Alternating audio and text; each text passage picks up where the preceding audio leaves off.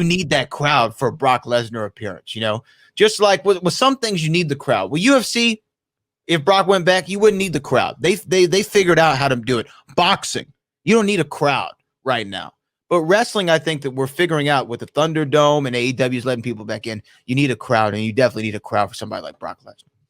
Yeah, boxing, they throwing punches, and man, you can hear the knees in the MMA, and that damn leg pop just doesn't work for me for some reason. No leg popping in boxing. What do you think, man? What do you think would be a better investment though?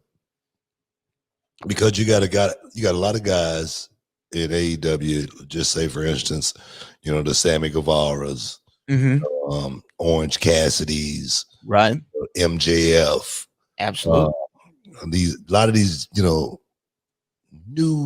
wave, wrestlers. As far as they're doing their own thing, they're creating their own, the Mimosa Mayhems, that kind of stuff. It's everything.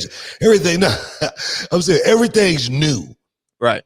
What do you think the best investment would be for AEW? CM Punk or Brock Lesnar?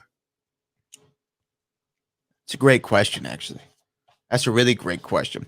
I think that the audience, like the typical audience, I don't want to say typical because I don't like that, but what we think of when we think of the AEW fan base, I think that they would appreciate a guy like CM Punk more, right? I think that CM Punk would be more in their bag. But when you talk about investment, I don't think that there's been a better investment in the history of wrestling than Brock Lesnar in this last 8 years, right? The guy draws a crowd, he draws money, and he proves his worth. So out of the two, I think they'd like to see CM Punk. I think the better investment from a business standpoint is a proven commodity. Punk's been out of it now for 6 years. Almost 7. I don't know if he's got the drawing power for the salary that he would probably command. Brock, I know. There'd definitely be interest in Punk. Don't get me wrong.